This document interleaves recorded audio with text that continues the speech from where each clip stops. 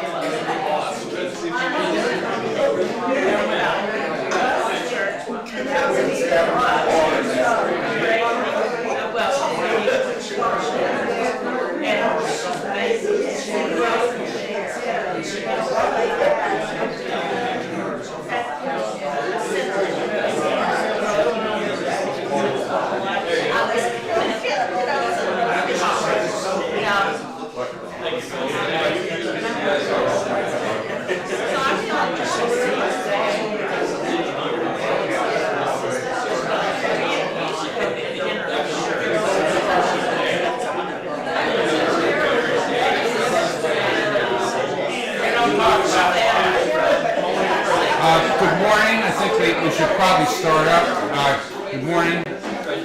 Let me begin first with a kind of an advertisement. We've got something going on at the school now called the Davidson Forum that's supposed to talk about Reformed tradition, religious pluralism, and social ethics. And so that will be a continuing program and group.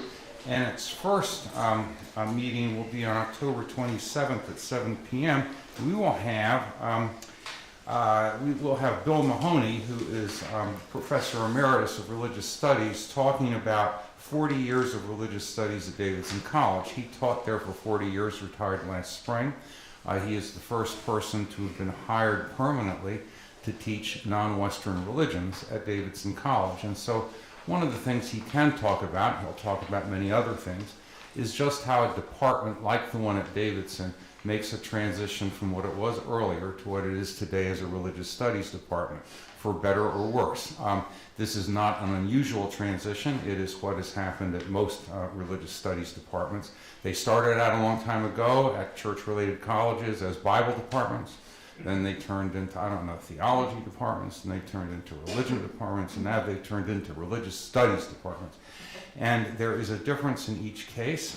He can also talk to you about the continuities over that period of time at Davidson. So I thought I'd just pass it around so you can see our glossy little poster here. And we hope that if you have the time, you'll show up. There'll be a short reception at the end I am promised by the administration that there actually be a glass of wine at that reception, because my own heritage is such that you ought to celebrate something with a glass of wine. I don't know what the Scots think about that. Probably Scotch, if you want to know the truth. But they just don't tell you, and they have it at functions.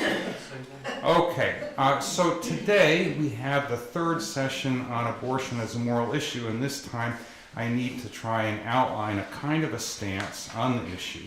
I'm going to take the long wind-up again on this because I think the long wind-up is worth it on a contentious issue that has a number of facets to it and that is not so easy to come up with a simple resolution of. So in the first session, we pointed out, just to be a very quick review, that what we have here is a deeply personal and passionate question. It affects persons' lives in a variety of different ways.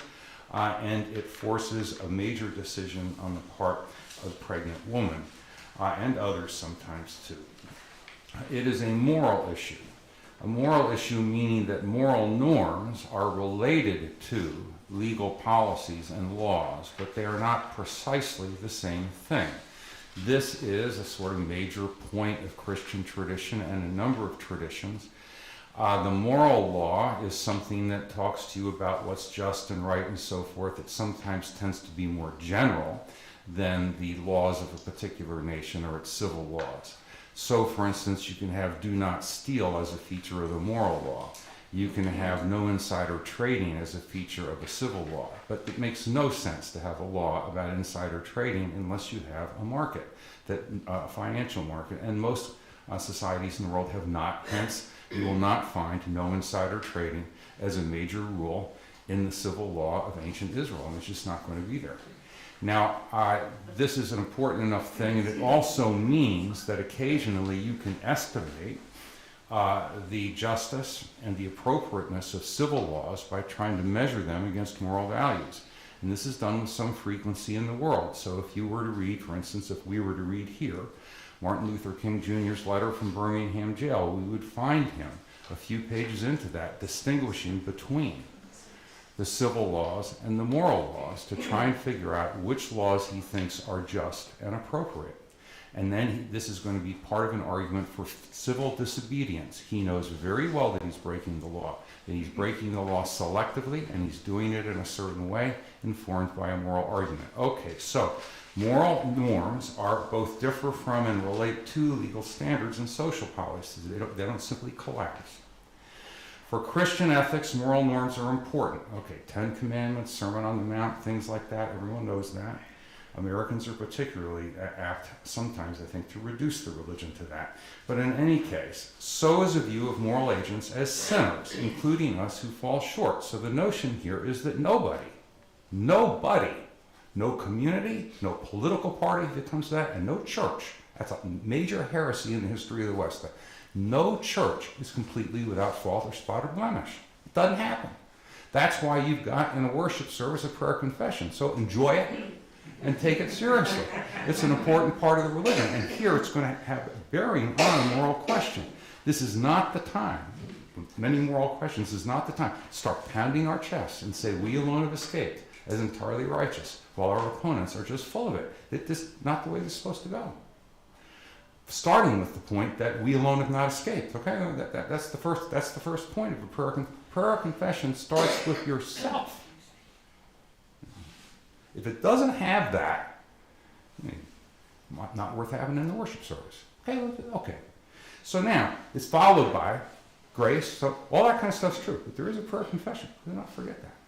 Now, Americans like to forget that. Probably everyone does. Who likes that idea? So then we have the importance of humility and forgiveness then in moral stances and ethics. It's important to understand that you may not be entirely right. It's important to understand that your perspective is limited. It is important to understand that other people have insights too. It is important to understand that you need to, forgiveness means bearing evil in the other because the evil in itself is known. Bearing it without vindictiveness. It doesn't mean you can't oppose. It doesn't mean you can't go to war. It does mean that when you go to war, you alone have not escaped with complete righteousness and your opponent with complete evil. That's a very simple thing, but it's a tough thing. Okay, so this leads to a kind of a question that you can have in Christian ethics, which comes up a lot of the time. How can you live with dirty hands and recognize moral issues in which responsible persons bear some weight of unrighteousness? If you're going to responsibly participate in the world, 5 will get you 10. This tradition is going to bet that you have to bear some degree of unrighteousness. You may as well just get used to it and figure out how you're going to do that, but do it genuinely. Okay, session 2. Our relevant theological themes for this particular issue include creation. The creation is good. That's a major point of Christian theology. I don't think it's a controversial one. It's good because God makes it. It's God's creation. What does it include? Well, it includes life, for example, and it includes human life, for example. And it includes generativity that you see there. So if you're reading along in Genesis 1, you get, be fruitful and multiply. It is a blessing said to the animals and their kinds and to people. Incidentally, this indicates that the people who wrote Genesis understood that people are animals of a kind. It's a topic for another day, but you know, the kind of thing that is often forgotten when people are reading Genesis for reasons that we need not reconstruct here. But they know that much, and they knew that. My uncle Richard knew that on his farm too. You don't have to be an accomplished scientist to understand this principle, but you do if you have a farm. You got it. Species reproduce in their kinds. Be fruitful and multiply. Now, be fruitful and multiply is a blessing. Generativity, it is a good thing. It means that the creation can continue, at least in part under its own steam. And this is in Genesis chapters 1 to 12, which take you up to the Tower of Babel, about, contrary to many opinions about this, sex and reproduction are about the only things that go right in Genesis 3 to 12. Everything else goes wrong. Everything. Okay, so that is the generations continue, and that is a blessing. All right, God's purposes then are also bound up with the formation of individuals and so forth. There are biblical texts that illustrate that. It's bound up with care for the weak and dependent. This is something you see in the law of Israel, also in Jesus' preaching. Justice and respect for self-directing persons, which would come up with respect to some themes in Exodus and also some themes in Jesus' preaching having to do with justice and then also with the prophets. Okay, so those are some relevant themes.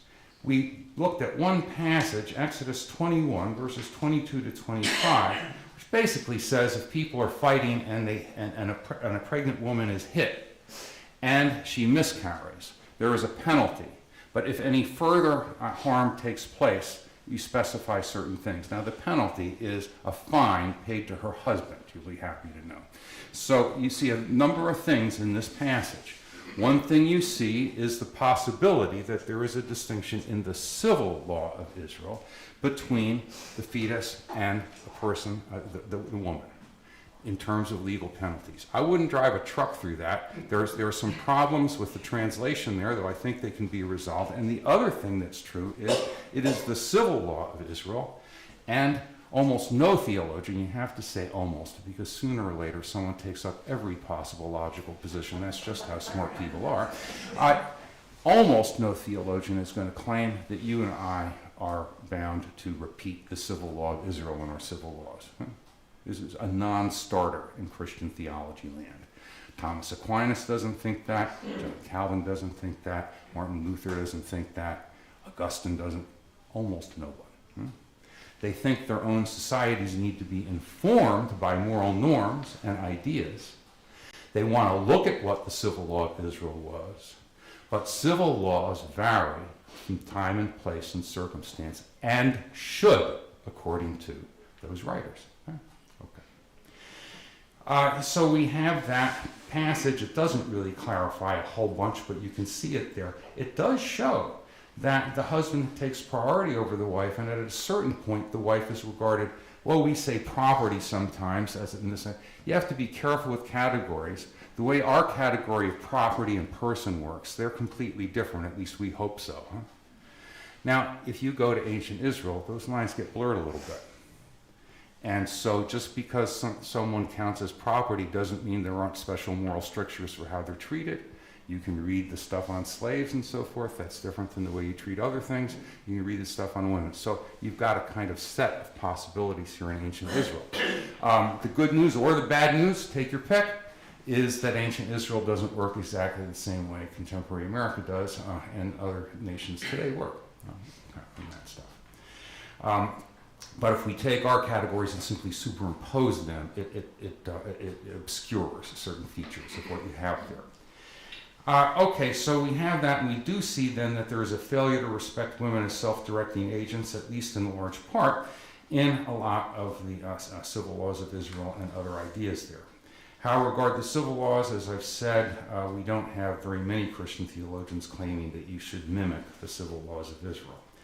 All right, we also talked about the practice of exposing children, setting them out to die, in a number of different societies. I'm going to go into detail there. Point is that that is a practice that shows up in some ancient societies and traditional societies. When it shows up, you can ask, why do people do it? That's a question of motive, and the people are not available to interview. You do have studies to indicate that there are sometimes some severe economic challenges involved. There are also questions of malformations of babies and so forth involved, other things. The other thing that's true is that in those societies, most often then, this is not regarded as murder because the idea is that the baby is not fully human until sometime after delivery, sometimes following a shiny object with eyes. This is a question of, quote, ensoulment in some contexts. It is not the sort of thing that you and I would maintain today, I don't think.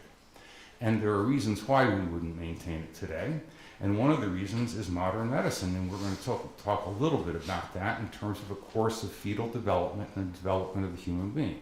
It turns out that modern medicine pretty much eliminates the idea that a born baby can be treated that way without moral consequence and so forth, or that somehow is deficiently human. It doesn't mean that people don't continue to develop, but of course they continue to develop while they're walking around too. That's our big hope at Davidson College, incidentally, that the people we get will not always remain the same. So we have that. Let's talk now about some points in a recent news article, just because I think it's kind of disclosive. As it turns out, a lot of disclosive discussions are emanating out of South Carolina now, so who knew we would be in a locale that would be so sort of important for producing things of this sort. But it turns out that in the state Senate of South Carolina recently, there was a debate over a proposed abortion ban from the moment of conception without exceptions for rape or incest. And this failed to pass. It failed to pass in the Senate, and instead the state Senate of South Carolina passed a bill that bars elective abortions after about 6 weeks, tied to fetal heartbeat or detection of that, with exceptions for rape or incest up to 12 weeks. That's what they did. So they didn't go with the more stringent ban. There was a statement made by Representative Tom Davis, a Republican, on the floor of the South Carolina State Senate, and I'll just read a little bit of what he had to say. He said, I'm not going to let that happen. He said, after taking the floor to briefly filibuster the proposed ban. He recounted how his teenage daughters asked him if he'd allow the legislature to take away their right to bodily autonomy in the earliest stages of a pregnancy. Davis added that he did not believe the proposed bill amounted to an, quote, equitable balancing of competing rights. It's the way he's seen. He's trying to balance competing things between a pregnant person and an unborn child. Now, it's kind of, the chances of me voting for a Republican senator in South Carolina, were I to live there, are pretty slender. I got to tell you, I voted Republican, I think, twice in my life. Once against a candidate put forward by the original Mayor Daley for governor of Illinois, and once for a man in New Jersey under certain circumstances. That's not something that I do with great frequency, but I would like to point out that what the guy has to say here brings up some important points. And incidentally, while we're on the topic, he did take the time to talk to his daughters, which is a kind of interesting move. What did they have to say? They wanted to know whether they were going to have autonomy in the earliest phases of pregnancy, or whether that was going to be entirely taken away. And on that basis, he says he's not doing it. So what he's got in his mind here is the question of autonomous choice, the self-directing choice of women, and the question of fetal life. And he's trying to work both of these together, and this is what he comes up with. Okay? So pretty interesting as a point on the floor of the South Carolina Senate. You never know where you're going to see moral insights come up, and there it is, and it's of some importance, I think. The North Carolina law allows abortions within the first 20 weeks, with an exception if the pregnancy causes substantial risk to the life of the mother. The bill passed in the South Carolina Senate eventually, barred elective abortions after about 6 weeks, and with exceptions up to 12 weeks. Okay? That's what they did. Now, that's not yet, I think, law in South Carolina. They had to go to the House, and I have no idea what happened to it after that. What sorts of values are at stake here? A lot of them. One is the protection of human life. Now, current knowledge of fetal development strengthens this versus some ancient assumptions. Like what ancient assumptions? Like the ancient assumption that you can have a born baby and expose the baby because, etc., etc. There is an emphasis on development with a recognition that not all pregnancies are carried to term. So what I give you is another handout here, and it just has selected things. And we have physicians here who could fill us in on this some more. I just selected some stuff, one out of the site for the Cleveland Clinic. You'll see, what they're trying to do is give a woman a sense of different points in terms of pregnancy. They're not making an argument about abortion at the Cleveland Clinic, at least on this particular, with this particular information. Fertilization. Genetic makeup is complete, including sex. That's at the point of fertilization, so that's boom. It's right off the bat. Weeks 1 to 12, 12 up to 3 months, you see a number of things happening there. And you'll see at the end of that, it says, the chances of a miscarriage drops since most critical development has taken place. So a fair number of miscarriages, when they take place, involve malformed fetuses. And it is the case that not all pregnancies are carried to term. So you can't take every time you have fertilization and say that you know that something's being carried to term, things being left alone. Okay, these are just features here. You see a number of things that are said there about things that develop, and quite a lot develops within the first trimester there. We could also say at this point, well, we'll say as we go through weeks 13 to 25, you've got some additional developments and so forth. You know, one of the things that's possible to do now, and of course, since it's possible to do, it's become politically contentious in the United States of America, because almost everything we can do, we find contentious.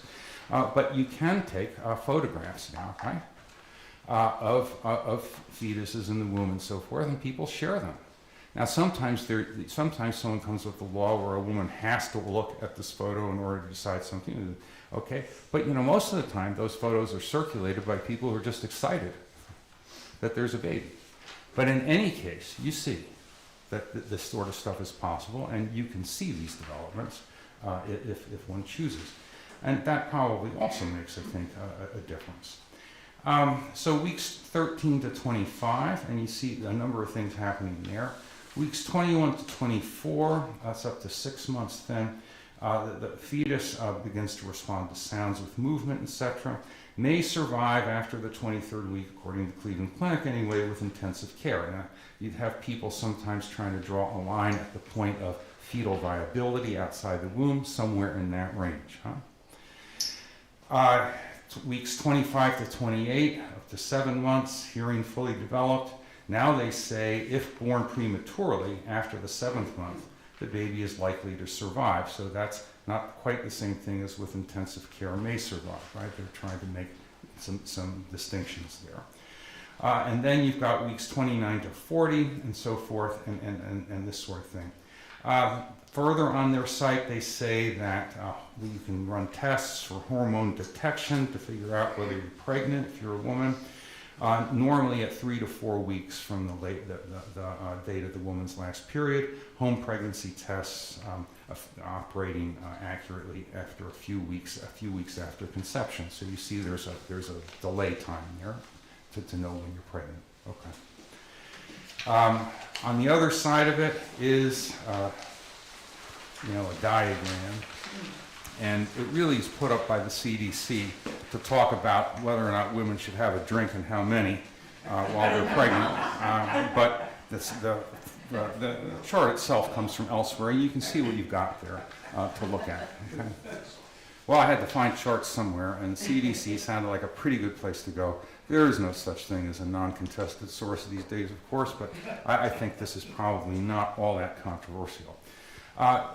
It is difficult to draw a line in terms of development point of pregnancy for certain things. All right, so we've got this kind of a picture of things, which is a developmental picture, basically. And important things happen in the course of the development. It also points out that not all pregnancies are carried to term. Now, this can differ from some traditional and highly teleological Roman Catholic doctrines on birth control and abortion. Let's just talk about that. Roman Catholic doctrine on birth control, which is not the same as abortion, but they're both somewhat teleological, goes something like this. Acts have teloi. They have goals or things toward which they tend. This is essentially an Aristotelian point, frankly, historically, the way they've got it. And so one of the reasons why Roman Catholic teaching on birth control has read as it has for a long time is the idea that sexual acts, particular acts, have their telos in reproduction and production of young. Okay? That's the idea. And so the claim then is that is quote, natural. Okay? That's not how you make the argument. Now, in fact, a number of people are going to argue that that may not be a complete portrait of what is natural in terms of sexual activity. So that what they're going to do, they're going to get some evolutionary biologists, they're going to talk about different populations of species of animals, including humans. They're going to say there's an awful lot of sex going on. And not only that, it's going on at different times, and it doesn't always lead to reproduction. And so it looks like sex has a number of other functions that are natural besides simply producing young. Now, this is a debate. You can have fun with it if you want to. All I want to say is that the idea of what is natural is itself a contested point. There are different things that can count. All right, just while we're on the topic. And so the developmental understanding of these things is not exactly the same thing as Roman Catholic doctrine, which simply goes from point of conception. There you go. Now, on abortion, point of conception, that is, the idea there is that from point of conception, that you have human life must be protected absolutely from that point. And that is what you would call a pretty definite position. There is a reason for the position. The reason, in contemporary terms, is, in fact, the setting of the genetic person at conception. This is not without reason. There are other possible reasons to give. Okay. So, the idea that you have, someone will say, well, it's Roman Catholic belief that blah, blah, blah. Well, yeah, it is kind of, but it's not like it doesn't have certain evidences that count for it or against it. And you can ask questions about people's beliefs and whether they have evidences that count for and against it. Just because someone believes something doesn't mean you have to go, holy smoke, I guess you believe that, it must be true. I mean, no one's operating like that. On the other hand, you need to respect the belief, but you can talk about what counts for, against, and what they are. And Roman Catholic belief does not simply drop out of the sky. It has some points in development that it wants to talk about. Here it wants to talk about fertilization. Okay. And some other things. Now, it has historically been pretty difficult to draw a line in term of pregnancy to distinguish earlier and later abortions in a way that's morally relevant. This has been tried for a long time. The literature on this is not simply recent. It dates from the 1960s and so forth, and it's extensive. What are some of the things that have been proposed? Well, it's been proposed sometimes, you see now, recently, when can you discern a heartbeat? This is a proposal. I mean, it comes in at around 6 weeks or something like that. Now, that's going to depend a little bit, maybe also on your equipment, et cetera, et cetera. We had a proposal for a while in the 70s and so forth that it was at the point of the development of the cerebral cortex. Now, why would you choose that? These arguments take a certain form. You pick a value that you associate with human life, and then you ask for the correspondent development in term of pregnancy. The difficulty, look at the multiple difficulties here.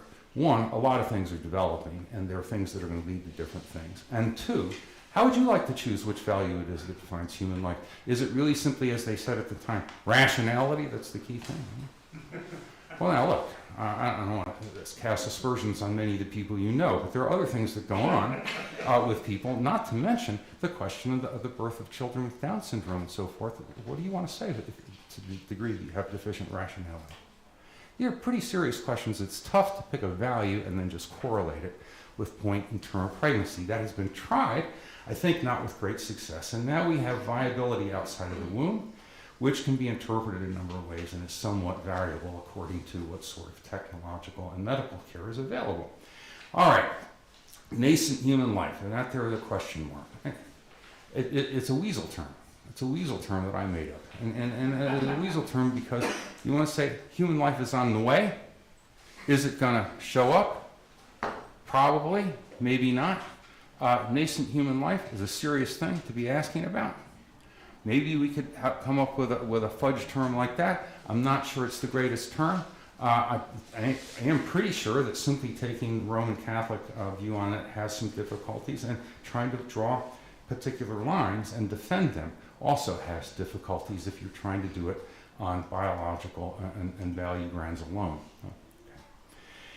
Okay. All right, protection of physical and emotional mental health. That's one of the big things going on in debates about the protection of life. And remember, when you're protecting life of the fetus, but also of the mother. Okay? There's more than one life going on. All right. So we have that kind of thing that comes up. And then we also have the question of access of women and children to medical care and emotional support, which is an important thing if what you claim you're doing is you're trying to support life in different ways. So all that kind of stuff comes up there. Another major constellation of values cluster around respect for women as self-directing agents and their bodily integrity. This respect is, and in my judgment clearly ought to be, stronger than it has been in many ancient societies. And it's a basic aspect of justice. And I think most Christian theologians you talk to are going to make that argument theologically in a variety of different ways. So we have a major thing here on respect for women as self-directing agents and their bodily integrity. Then there's also the question of justice and so forth, which is related to B and so forth, but also to A. But it can also be expanded to talk about justice and questions surrounding economic status, access to care, and so forth. So these are also points that come up in the discussion. So we've got a number of moral values at stake, and you will notice that it's not easy to make them all cohere in a simple and direct proposal. Toward a moral stance. So here I'll outline a sort of general thing. First point, conflicting values need not be on a par in order to be significant. Right? So, what does this mean? One of the state senators in South Carolina pointed out that he didn't like what Davis and other people are arguing because the value of life takes priority over the value of choice or the value of self-determination, and therefore, since you can rank them, this is the value, you don't go with that. You can try that if you want to.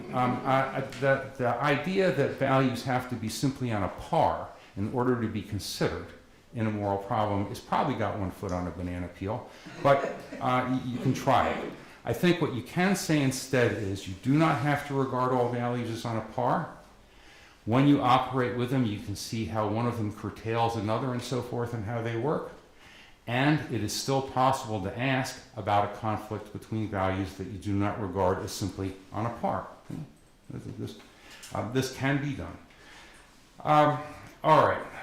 The distinction between abortions earlier and later in pregnancy, as I just said earlier, is problematic. Where do you draw the line? On what basis do you draw the line? This is not so easy to do, and people have not agreed on it over time, and there have been a number of different proposals. On the other hand, I think even though it's problematic, it is relevant. How is it relevant? One question here has to do with carrying pregnancies to term. Earlier on, there's more of a chance that won't happen than later. We have that. The other sort of point, and it has to do with a different kind of value, is to give women time to exercise self-direction and to ponder options. It takes a little time, as it turns out here, to know whether you are pregnant, and then it may take a little time to figure out what you want to do about it. So we have a couple of things here, reasons to distinguish earlier and later, though they are not untroubled reasons. So again, I think maybe this idea of nascent human life, it's a kind of a fudge term, maybe it helps, I don't know. Women are going to need time to exercise self-direction and to ponder options. Another sort of point that's of some importance here are the negative consequences of highly restrictive abortion policies. That is, women seeking abortions in less safe venues and the consequences involved there. So you have a constellation of things here to try and take into account. Not so easy to take them all into account. Probably don't want to dismiss any one of them. Okay. Now, so what would I do here? More or less, it's coming up here. I would favor stances that take protecting life seriously, both with respect to threats to physical health and mental health and so forth of the woman, and with respect to the life of the fetus. And also take fetal abnormalities as grounds for abortion, and allow pregnant women a period of time to exercise self-direction. So we would try to do all those things at once. This would mean that essentially I would favor a period allowing elective abortions with specified grounds for abortions after time limits. Now you've seen that a number of proposals have those features. There's a lot to discuss about particular proposals. What should be the period allowing for elective abortions? How long should it be? An interesting discussion. And you've got ways of trying to resolve it. It's not clear to me that you can resolve it simply in terms of points in term pregnancy. And at which point can you say that women have had a sufficient period of time, at least in general, to make a self-determination? You know, those are pretty elastic things. And so if you're seeing differences there, it's because you probably should see differences there. The appropriate person to make relevant determinations, both during periods where elective abortions are possible and in periods where you have to have specified grounds, is the pregnant woman. The claim is not that if later it turns out there is some kind of a problem with a pregnancy that the woman must have an abortion. That's not the claim. The woman still decides, see? The claim is not that if a woman has been raped, she must have an abortion. The claim is she can decide. These are different sorts of things, and they've been different for a long time. People have recognized for a long time. So there was an article at one point where, written by a theological ethicist at Yale, who was counseling a woman who had been raped by her former husband and 3 of his friends. She was pregnant, and then the question was what to do. And you go through this thing. The article really was to argue that there are certain emotional and other considerations that are the rough equivalent of damage to health and person. And he thought that it would be legitimate for her to seek an abortion. As it turns out, she did not. She gave birth to the child. To have things written in that allow for abortions later doesn't mean that a woman must. It means that a woman can choose on those grounds. Now, what you're looking at when you see proposals of that sort, where there is a period that allows for elective abortions and a later period that wants you to have particular grounds, you're looking at a kind of modified affirmation of self-direction. But it's modified. It is limited by certain other values there. And it's limited in ways that some people may not be comfortable with. But I mean, it is limited. So a position like that is not simply a choice position. It limits choice. It is a position that tries to take life seriously, but it doesn't think that life is the only value operating there. Okay. So that's what those proposals look like. Now, I think if you go back to some of the stuff we talked about, including what is true in a number of European nations and so forth. What a number of them do is they have proposals that, and we have had similar things at different points, proposals that specify a period of time during which you can have elective abortions, and the period of time is different lengths of time. And one question is, how long is enough? Right? And then you have a period of time after that where abortions may be elected on particular grounds. That's what these proposals are about. There are some outlying proposals. Some proposals that say no at no point ever. Some proposals that, again, as I say, people are, if it's a logically possible position, most of the time you can be sure that someone has taken it up. Some that say that at any time at point of pregnancy, but usually they will relinquish that position if you start asking questions about late points in term of pregnancy. So those are the sorts of options that are out there. What I would favor a period allowing elective abortions with specified grounds for abortions after time limits, with the appropriate person to make the relevant determinations, ordinarily being the pregnant woman. There are some other things that should be part of this policy, right? The importance of furnishing medical care and economic support for children, medical care, emotional support, and economic support for women during and after pregnancy. It is morally relevant to ask about the distribution of medical care and child care in a given society. And while we're here, we may as well start with this society, in which it's okay in a way, but it's not very impressive if you want to know the truth. You can do better in Italy. I love Italy. Mostly I love its food and everything like that. I haven't ordinarily thought of it as the leader, in social policy, but I want you to know if it works out better there. Okay. There are roles for churches there. Well, how is medical care being distributed? Who is it available to? What sort of supports are available to people? Those are questions that can be brought up.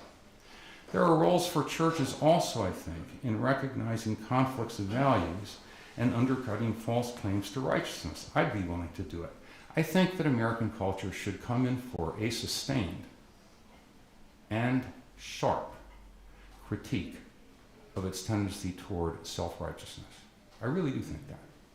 I think enough is enough now. And if you would like to come up with a distinctive moral stance in this country that has something to do with a Christian stance, why don't you just start with people are ordinarily not entirely righteous. Just start with that. That ought to get just about all of them. It's just really ridiculous. Totally ridiculous. I worked with people in gas stations who knew that that wasn't the case, whether they went to church or not. Let's not be silly.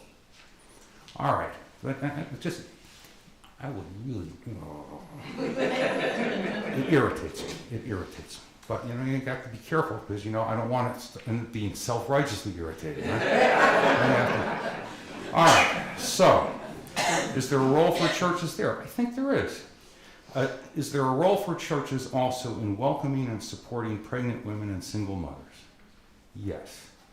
Churches, in fact, help to set cultural standards and expectations. And the record of churches in this country, in terms of welcoming single mothers who are pregnant and showing into an ordinary life of the churches, is not very good. Huh? One of the last places a lot of people want to go if they have any question like that is to church. They're scared.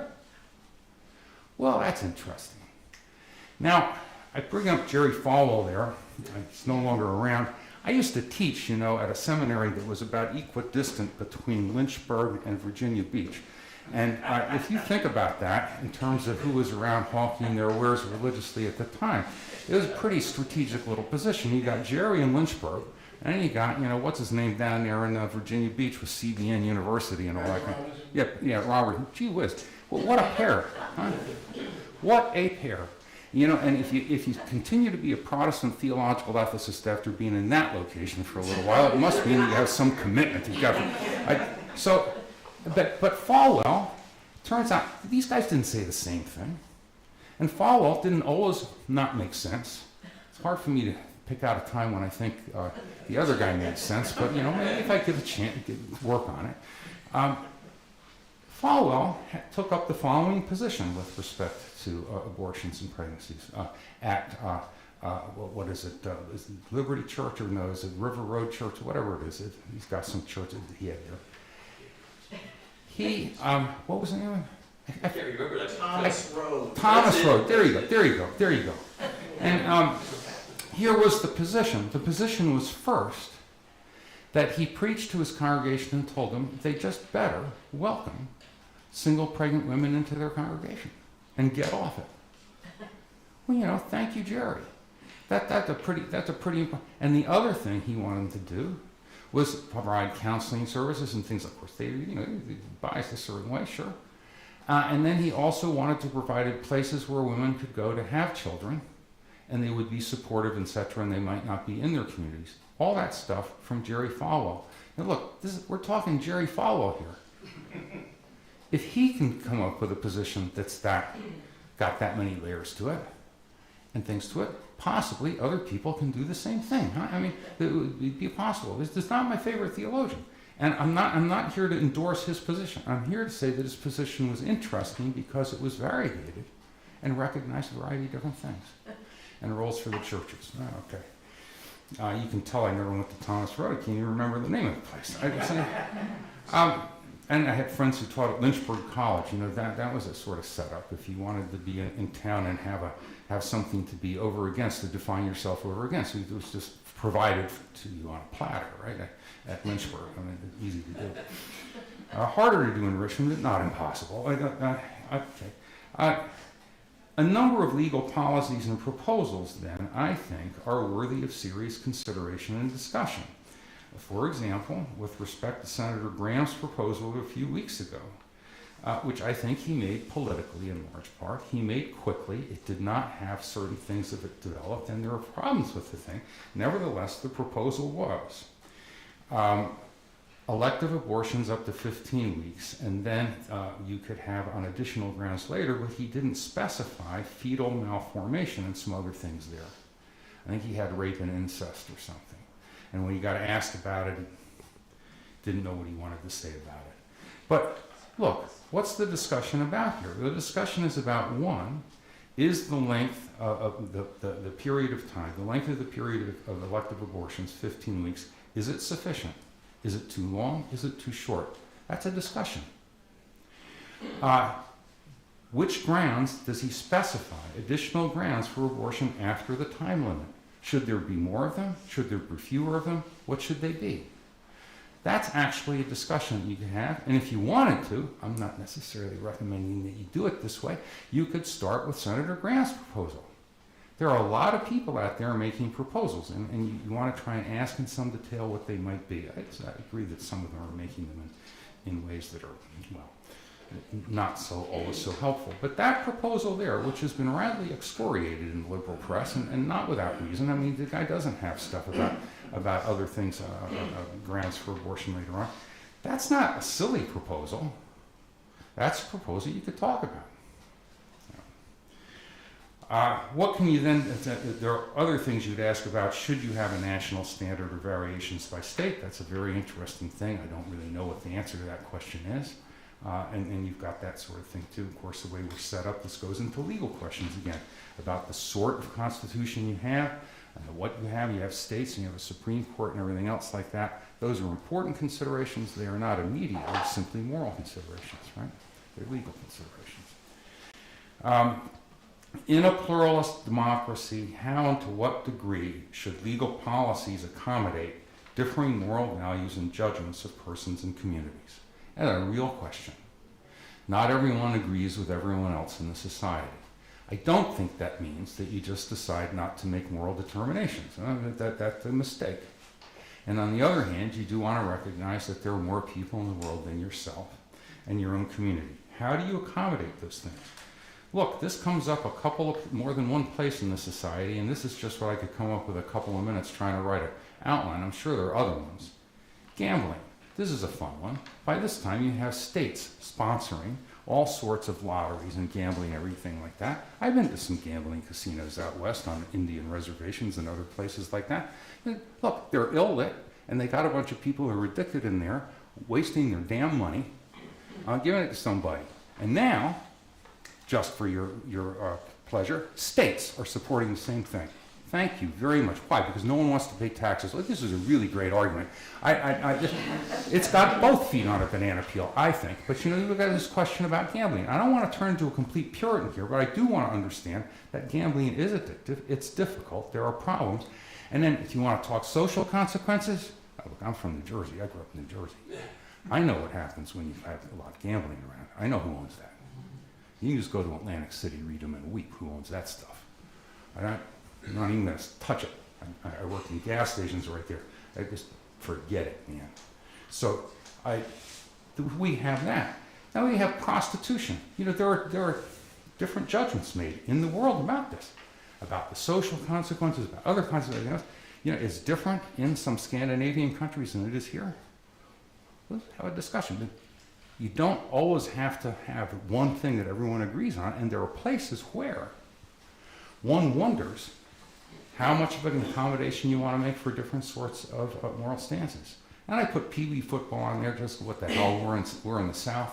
It's a popular game here. People are getting their heads knocked in. And they're young. Why should they? What is the big value that's being preserved there? All right. So we've got places where you can raise questions like this, and I think it's important to raise them. I'm not saying I can resolve them all. People, if they play anything, can get injured, but we do have some games that you play that have higher incidence than others, as we now know. Even the NFL has begun to understand, all right, more thoroughly than they did before, or claimed they did before. So, you know, these are tough little questions here. So I think all those things are worth asking. Let me just say finally here that my resolution of this is not a happy resolution, and I'm not particularly pleased with it. I don't know exactly what to say about it. I don't know that I can do better than that. And it does seem to me that no entirely happy resolution is available. And so we go back to a major theological point. A faithful person, because they're faithful, hopefully will try to recognize that we sometimes live with dirty hands. That when you're trying to be responsible, you have to try and balance a number of things. People could do it differently, and even when you reach the position you want to uphold, you may not be entirely satisfied with it, and you need, say, a prayer of confession. And that's basically what I have to say about this stuff. I know it's not entirely satisfactory. We've got a whole bunch of different proposals out there. I do think there's a range of proposals that look to me like they're morally serious ones, and that they could be discussed. Well, that's enough you heard from me, and we can just try talking over stuff. I used to be the Mecklenburg County Health Director. One of my worst experiences is a phone call, "How dare you?" And it's usually from parents who just learned their 16-year-old daughter received contraceptives in my clinic. Right. And again, it's a legal permission that clinics have. Yet at the same time, the parents will say, "You're violating my rights as a parent. How dare you?" Yeah, and you've got things like this that happen in a number of walks of American life, right? And I put here, ordinarily, it's the pregnant woman who's going to decide. Now, what happens if the pregnant woman is a minor, and happens if there are real risks to her health, and she wants to go through with the pregnancy anyway? How do you balance that with what her parents might think? There are cases in the world that are difficult. Over here at the college, right, you will, of course, recognize that almost all of our students are between the ages of 18 and 22. But if they're at least 18, then they are adults, right? So you can get a call from a parent, wants to know which courses their daughter or their son is taking, or what the grades are. And really, legally, the thing that you can do is say, well, why don't you ask them? Because they're the ones that are in charge of this now, legally and so forth. So there are real difficulties. And we decided to draw the line at 18 in this country for a variety of reasons. that then we draw the line for drinking at 21. It's not an indefensible distinction, I don't think. As you recall, years ago, the state of Kentucky had the idea that if you were old enough to get drafted and shot at for the United States of America, you were old enough to have a drink, and so they had a drink at age 18. I don't know how you solve all this sort of stuff. Societies draw lines at places. They have reasons for drawing them where they do. Are the lines really in the greatest place? Let's take the drinking one at age 21. It's a notorious thing that young men are about 2.5 to 4 years behind to the development of certain sort of prudential reasoning capabilities when compared with women. Maybe you should let young women have a drink at 21 and make the men wait till they're 26. I mean, it makes a certain amount of sense to me. Now, on the other hand, you would have to calculate the consequences. What's going to happen? I know what's going to happen. I grew up in New Jersey, ages 21. I was 18 in New York. I tell you what's going to happen. And the real age in the city of New York was whoever had an ID and some money. Okay. So let us not, and then the question was, how did you get there? Public transportation, or you drive up Route 9W and kill everybody? All right, so there are social consequences, different policies. But yeah, those things are not going away on these issues, I think. Yes, sir. It's a risk of irritating you on the subject Oh, that's all of right. self-righteousness. As an emphasis, there are bad people on both sides, the same as there are good people on both sides. Well, there's a lot of people on all sides of this, and since there's so many of them, they're not all going to make their proposals in the same way. I think there are good and bad people on both sides, if you want to know the truth. And I think that you have people arguing that Roman Catholic position who are absolutely sincere, and if they're not without reason, and they've got a long-standing thing. The questions, the debates, the discussions I like to have with them is, well, how you balance that with self-direction and consequences and things like that, and you see what you can do. You've got people on the progressive end of this who sometimes act as if the only value at stake at all is simply self-direction. I don't think that's true. Let me put this another way. People make choices all the time, but they make them about things. And the choices that they make have a different texture depending on what they're about. And I make a choice about what I'm going to cook for dinner last night, which it turns out to be, artichokes with pasta. It was a little Italian thing. My wife loved it, incidentally. It was good. Now, that's a choice, but that's not a major moral choice about something, right? If I decide to go in there and have baked beans instead, well, okay, maybe it's not a great meal, but it's not a big issue. And I think that's true with these things. So here, the choice is minimally being made about nascent human life. And that's a very serious matter. And so I think that sometimes when people say it's just a choice issue, I think they're not being very helpful. I think what some of them mean, if you press them, is they mean they would like a substantial period of elective abortions followed by another period. Maybe some of them don't mean that. When some people argue the life position, they say they're for life, period, and then but they don't want to have any exceptions for threat to the life of the mother. Well, what do you mean it's life? What is this position here? So I think those positions are, I think they're not very good positions. I think there's a lot of other ones that are still within a field of discussion. That's what I think. I have one more. Yeah. Are thought experiments from an ethical perspective gimmicky or helpful? I've heard this one. You're a firefighter in a building on fire in a hallway, and you have a room on the left with the newborn baby and a room on the right with 3 frozen embryos. You have time to go into one room. Which room do you go into? Those things. I think they can be helpful to a degree. I think the difficulty with them is, of course, that they tend to be abstract and highly selective, and they don't really correspond to so much of the time. Is this a possible thing now? Yeah, it's possible. It's also possible that the cow jumps over the moon. It's a little more possible that someone be in this position the cow jumps over the moon, but it's marginally more possible.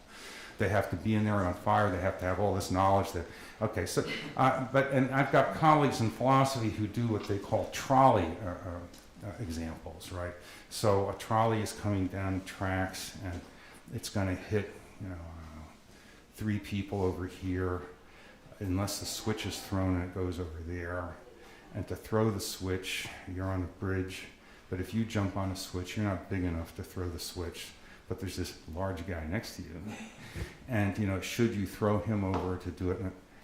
Okay, but I'm beginning to think that while this illustrates some points in value, and I don't think they should be eliminated or anything, that it's become a bit abstract now. What they're trying to point out there is that a lot of people have more scruples about throwing the guy there physically than they do about coming up with some other way for that switch to be thrown. And they don't want to themselves perform the act. And I can understand that, and it's not even clear to me that there's no moral distinction there between performing the act, but I think it outruns its usefulness at a certain point, and I'm afraid a lot of those illustrations do. I'm not against them.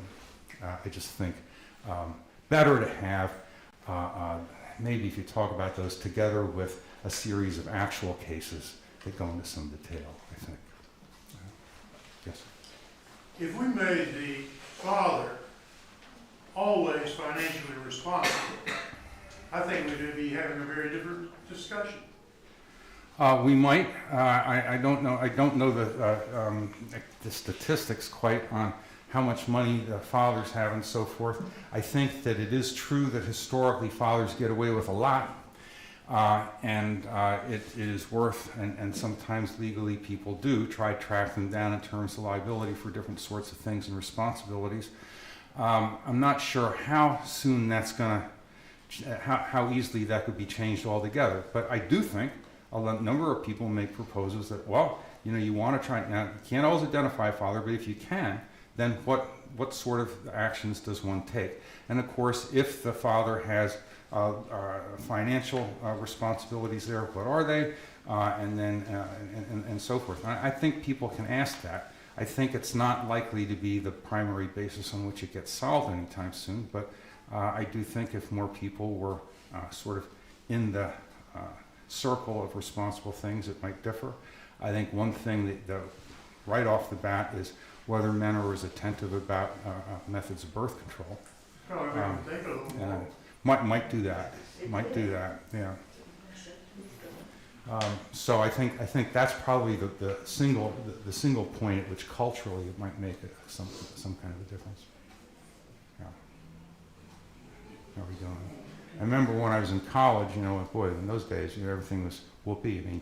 I mean, the empire was teetering, and one of the things that was true was that there was a lot of things that were true. If you had a chemistry department, you could get any hallucinogen you wanted, but it also was true that safe and effective means of birth control had been distributed for the first time, and if people tell you that didn't make any difference in American life, they're just being silly. Now, is it being used? And who's using them and who isn't, and why? Pretty good question. How are we doing? All right, look, thanks for being so patient for 3 weeks to have things develop to this point. I get nervous about a big contemporary issue. I want to take the long wind up so that you have a number of things in front of you. I'm the sort of ethicist who thinks that if I do my job, the question is not so much whether you agree with me. The question is whether we've gone through some things that can help you think through in greater detail and with greater responsibility the position that you would like to take up and that you think is appropriate. And that's what I think the point of teaching ethics is in a lot of ways. It's not really to turn out clones of what I think, which is probably a bad idea on multiple fronts. Okay? All right, so thank you very much. Thank you.